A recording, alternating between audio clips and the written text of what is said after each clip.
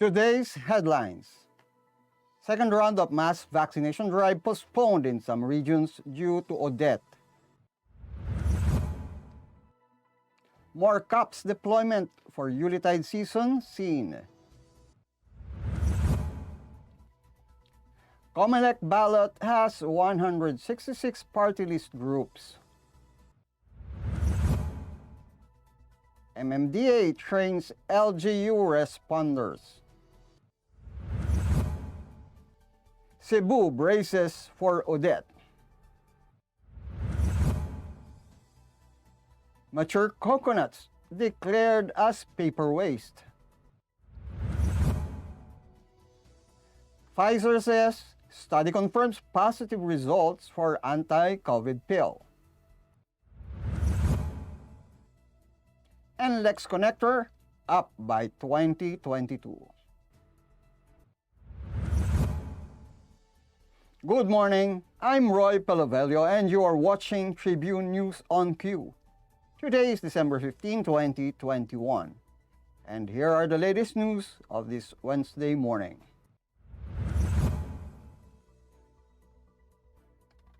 The second round of the mass vaccination days will be pushed back on December 20 to 2022 in areas to be hit by Storm Odette. Government officials and the National Vaccination Operations Center announced the postponement of the inoculative drive in select regions, saying it will enable local officials to focus on typhoon response. In a televised briefing, Presidential Advisor for COVID-19 Response, Secretary Vince Dizon, said that President Rodrigo Duterte approved the proposal to reschedule it because the government needs to prepare for the coming typhoon.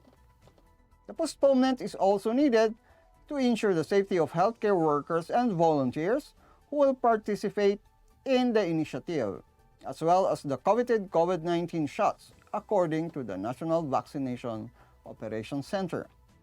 The said areas include Mimaropa, Bicol Region, Western Visayas, Central Visayas, Eastern Visayas, Zamboanga Peninsula, Northern Mindanao, and Davao Region.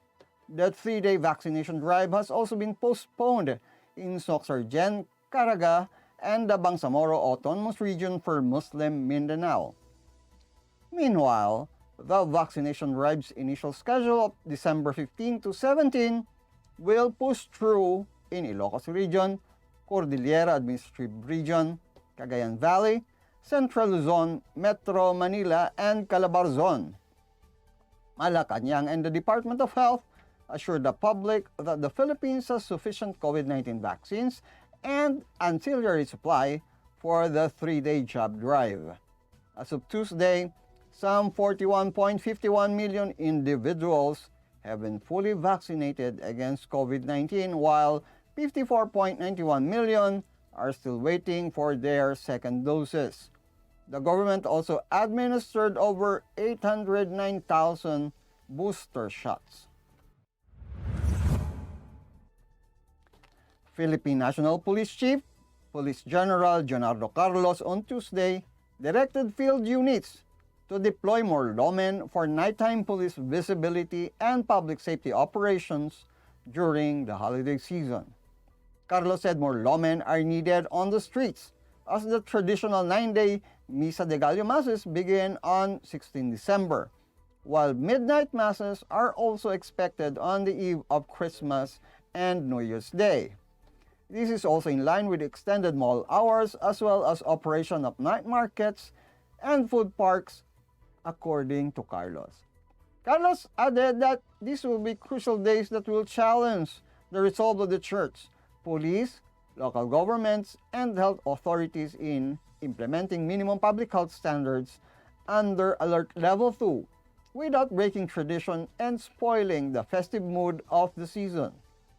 He also reminded churchgoers of the 70% maximum church capacity and the physical distancing protocol in public places under the prevailing coronavirus alert level. The Commission on Elections on Tuesday released the initial result of the placement of partylist groups in the official ballot for the 2022 polls. A total of 166 party list organizations were given a number that would determine their order on official ballots in the 2022 elections through an electronic raffle. The first 5 slots on the ballot were gained by party list groups Kamalayan, KM Ngayon Na, PSIS, AGAP, and Kabayan. After the electronic raffle, party list groups that did not verbally acknowledge the results on Tuesday and failed or refused to complete the consent and acknowledgement forms will be placed last in alphabetical order. According to Comelec Resolution 10733, the poll body will publish the final order of the party list groups' names on the 2022 official ballots within 15 days after the conduct of the raffle.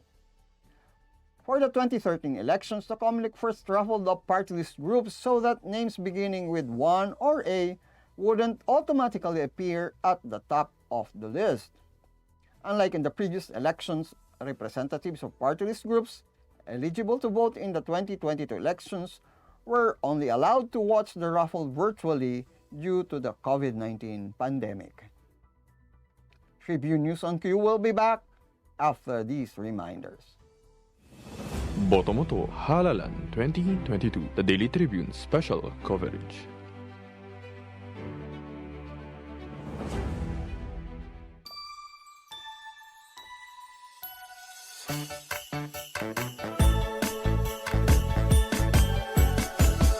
Christmas masaya, pagsama-sama.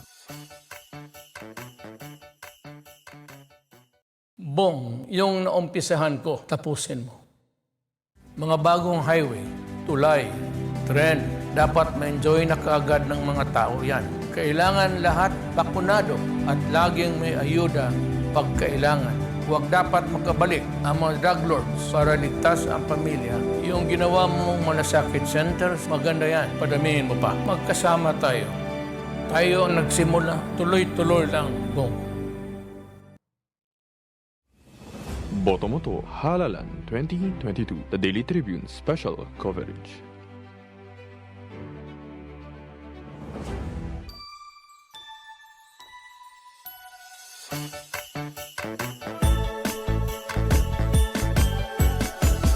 Christmas masaya, pagsama-sama.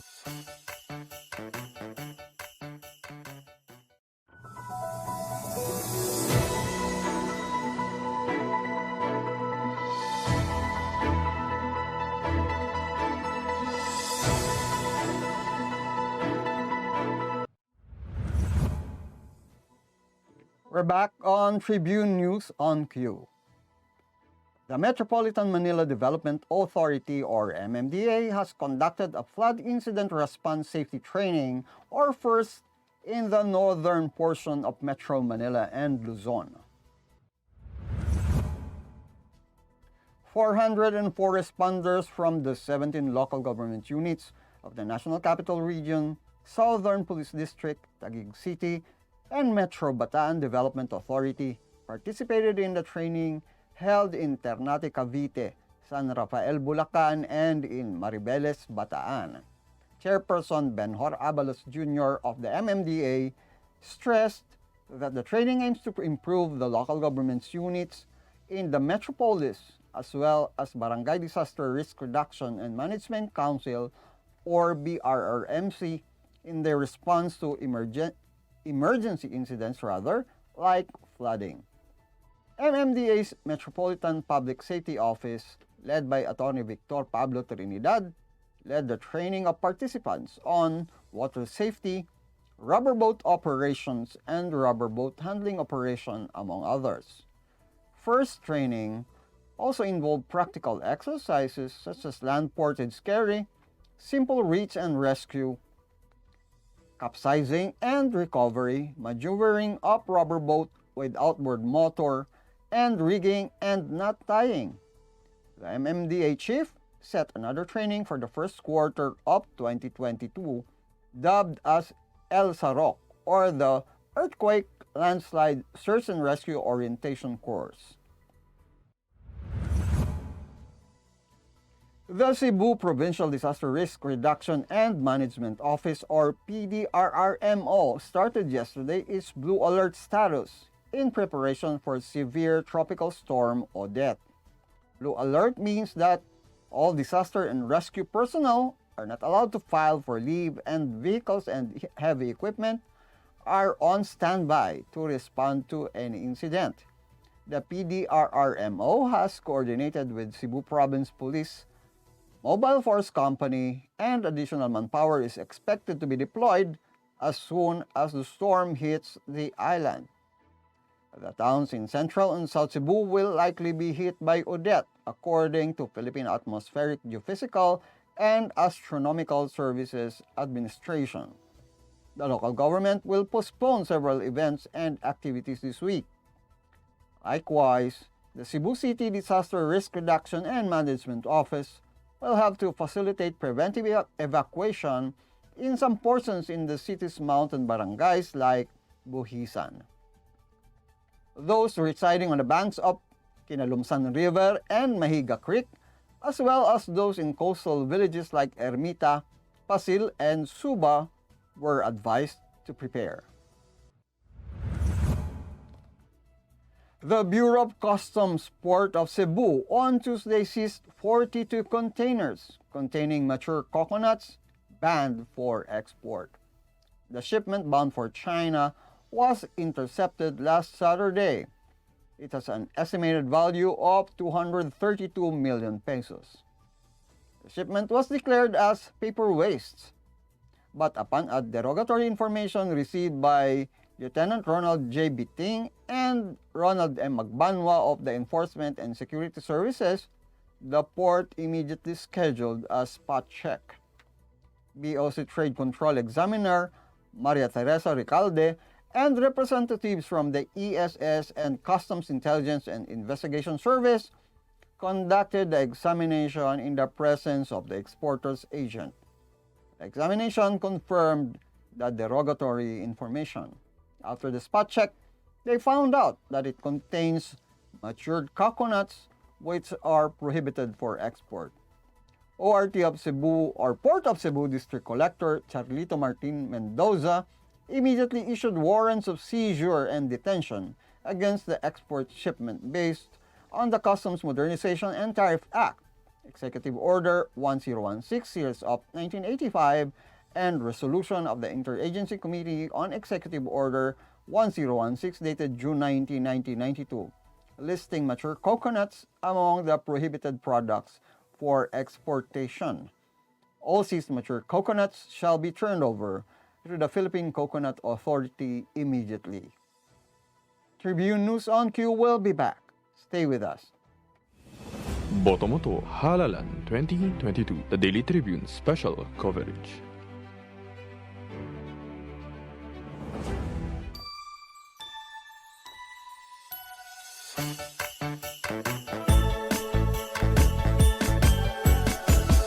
Chris masaya, pagsama-sama.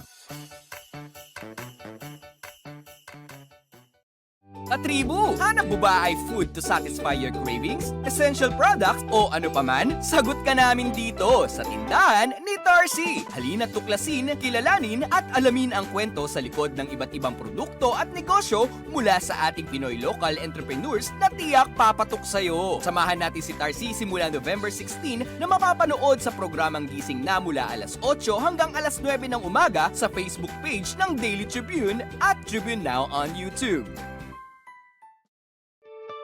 Mga katribu, tara na't makiisa at matuto sa mga public service programs hatid ng Kalingang Katribu. Tuwing Lunes, nandyan ang usapang business na magbibigay tips at inspirasyon sa mga aspiring entrepreneurs kasama sina Pompi Manalo at Vernon Velasco. Tuwing Miyerkules, usapang pangkalusugan naman ang tatalakayin ni Miss Cory Quirino sa Health and Wellness. At tuwing Biyernes naman, kung legal advice ang kailangan mo, sagot ka na ng Legal Diaries kasama si Elmer Navarro Manuel at mga guest lawyers. Lahat ng niya mapapanood tuwing alas 3:30 ng hapon sa Daily Tribune Facebook page at Tribune Now on YouTube. Ang Daily Tribune may digital shows na din. Dahil sa mas lumalaki at mas lumalakas nating tribu, handog sa inyo ng Daily Tribune ang mga programang magbibigay buhay araw-araw. Be informed at mag-good vibes tuwing umaga sa programang Gising Na. Be updated sa news and happenings sa Tribune News on Cue. Mas kilalanin pa natin ang mga paborito nyong atleta sa programang The Athletes Tribune. Alamin ang latest entertainment sa programang What's Up. Ma-inspire sa mga kwentong hatid ng Perfect. Search lang ang Daily Tribune sa inyong Facebook at Tribune Now on YouTube. See you there mga katribu! Boto mo to, Halalan 2022, the Daily Tribune special coverage.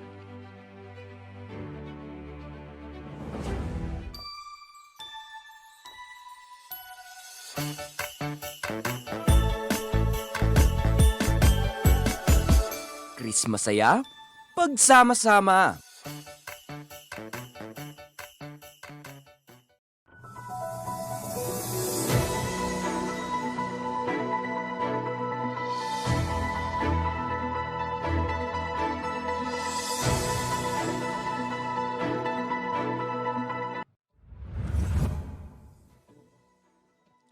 You're still watching Tribune News on Cue.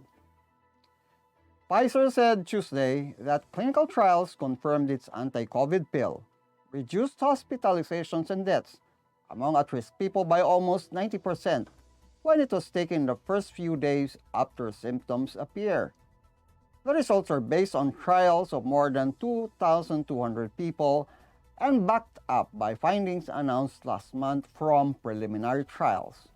The drug maker also said the treatment appears to be effective against the Omicron variant. NLEX Corporation has officially started the construction of the second section of NLEX Connector between the future España and Santa Mesa interchanges in Manila.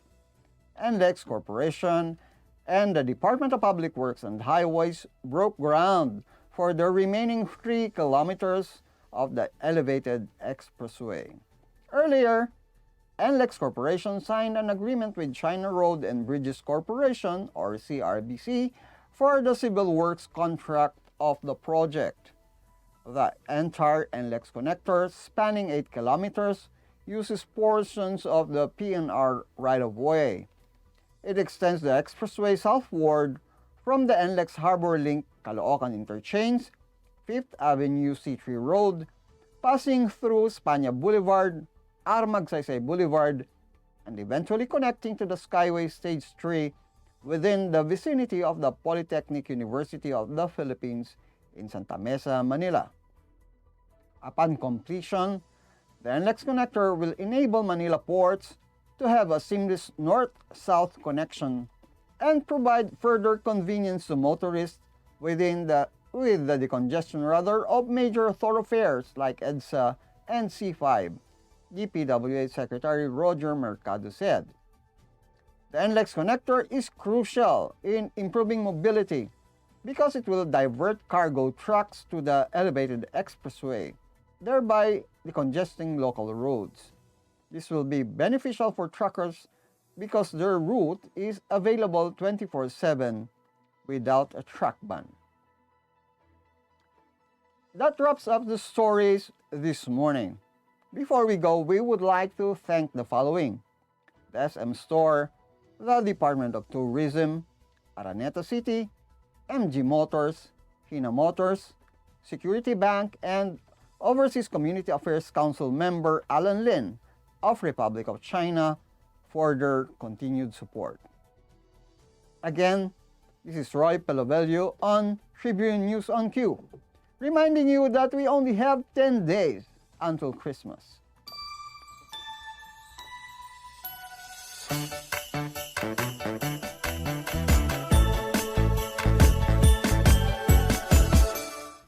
Stay safe, stay healthy, and stay at home.